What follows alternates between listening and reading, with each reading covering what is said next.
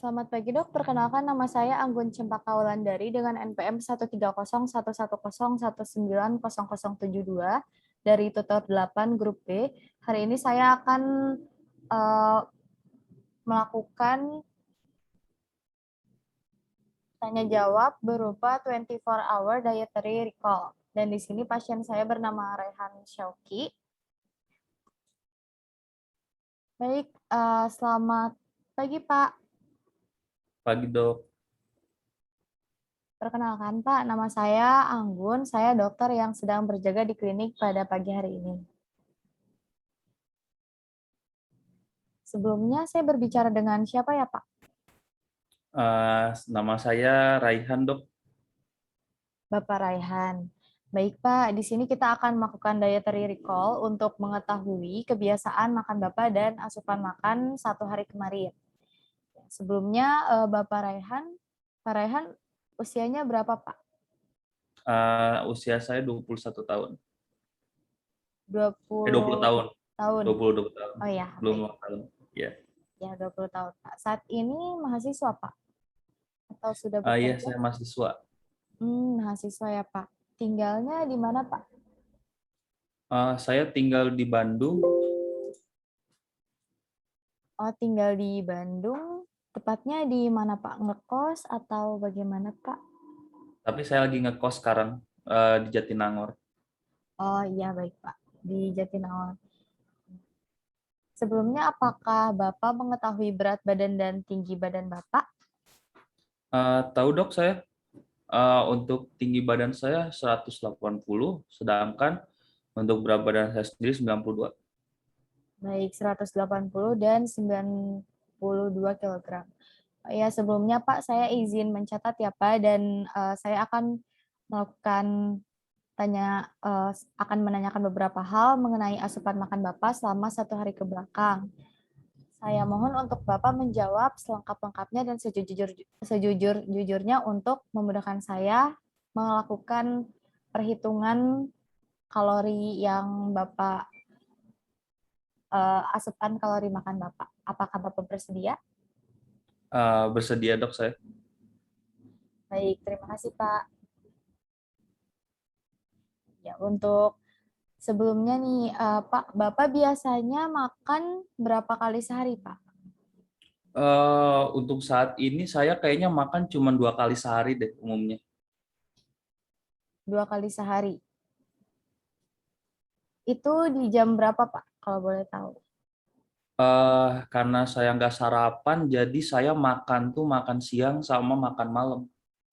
Makan siang dan makan malam. Makan siangnya Kurang lebih jam 1 deh dok, jam segituan lah. jam 1 siang. Kalau Hmm. makan malamnya jam berapa, Pak? Oh itu di atas jam 9-an lah ya, kurang lebih. Ya, baik di atas jam 9 malam ya, Pak. Oke, kalau begitu saya mau bertanya dulu, ini dari yang Bapak makan siang, berarti dari jam 12 sampai jam 3 siang, kemarin Bapak ada makan siang apa aja, Pak? Saya dikit sih makannya, paling tadi kemarin itu saya cuma makan nasi, Mhm. kurang lebih nasi 2 centong lah ya. Kemudian saya makan sayur bayam sama telur. Ya, sayur bayam sama telur. Telur sama bayamnya berapa banyak, Pak? Masih ingat? Wah, telurnya paling 1 butir doang lah ya.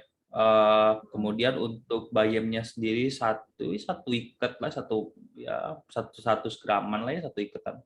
Satu ikat. Oke, kurang lebih 100 gram mungkin ya, Pak ya. Untuk minumnya apa, Pak? Saya minumnya air putih aja sih, jadi nggak ada itu. Air putih. Di jeda jam 12 sampai jam 3 siang itu ada makan buah atau cemilan atau minum-minuman lain enggak, Pak? Nggak ada dok. Nggak ada. Ya, oke baik, Pak.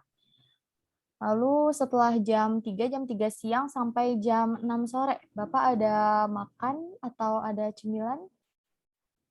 Jam 3 siang, jam 6 sore belum ada dok. Oh, iya, baik, Pak. Kalau buah-buahan belum juga ada atau gimana? Belum, paling jam 6-an jam 7 gitu ya kalau nggak salah saya minum susu 1 gelas. Oh ya, 1 gelas susu sapi ya Pak ya? Iya, Ya, baik Pak. Jam 6 sore sampai jam 9 malam juga di luar susu sapi belum ada lagi ya Pak berarti? belum ada sih.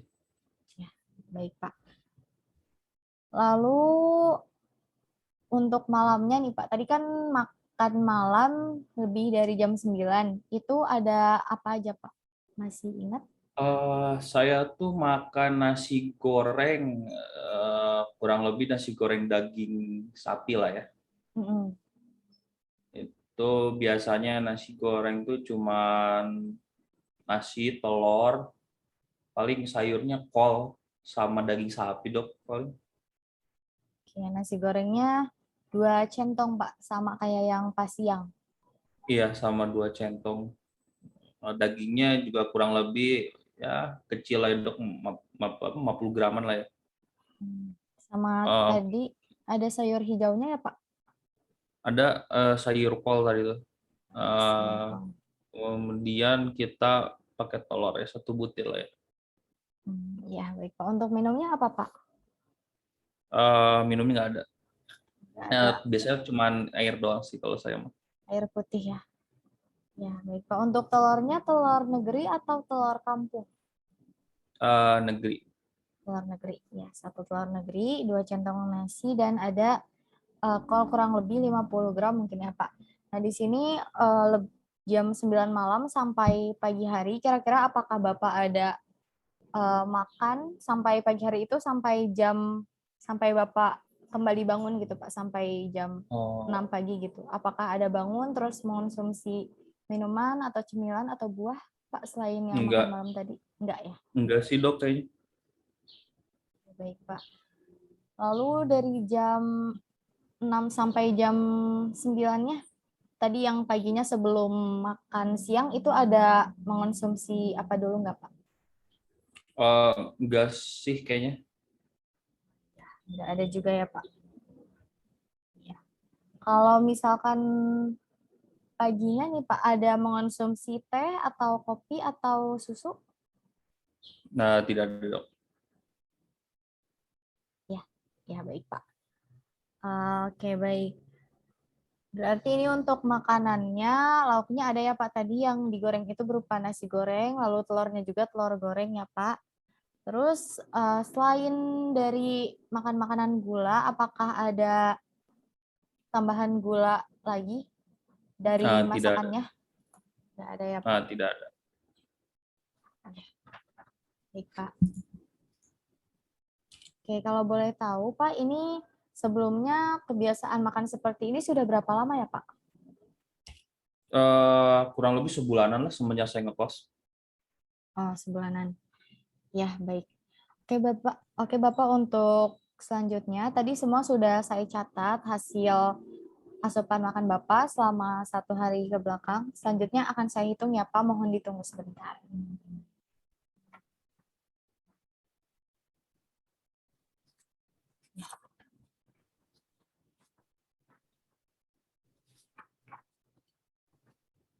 Ya, baik. Baik dok, ini merupakan hasil dari perhitungan saya, di mana pasien bernama Raihan Syauki, berjenis kelamin laki-laki, berusia 20 tahun, dengan berat badan 92 kg dan tinggi badan 180 cm.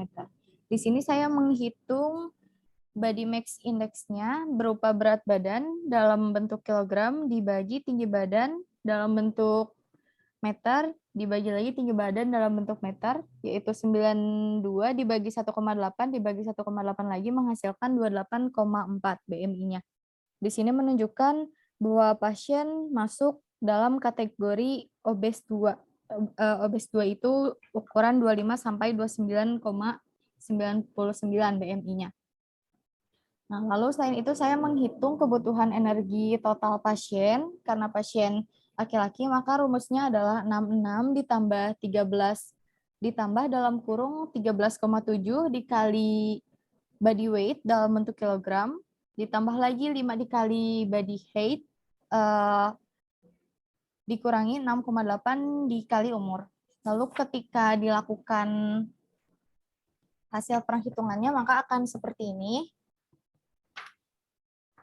Ya. Kelihatan kan ya?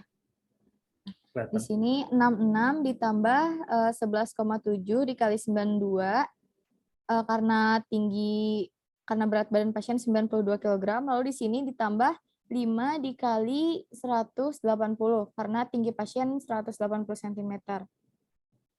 Lalu dikurangi 6,8 dikali umur pasien 20 tahun. Nah, di sini didapatkan 66 ditambah 1260,4 ditambah 900 dikurangi 136. Dan di sini menghasilkan 2090,4 kilokalori. Pasien membutuhkan kebutuhan energi totalnya 2090,4 kilokalori. Sedangkan tadi hasil dari tanya jawabnya didapatkan bahwa pasien itu saat pagi hari jam 6 sampai jam 9 tidak ada asupan makanan atau minuman. Lalu pasien meminum teh hangat tawar sebanyak satu gelas, di mana di sini tidak terdapat asupan kalori. Lalu di sini untuk makan siangnya ada nasi 2 centong, 1 centongnya 175 kilokalori, 2 centong jadi sebanyak 350 kilokalori. Lalu di sini ada telur goreng,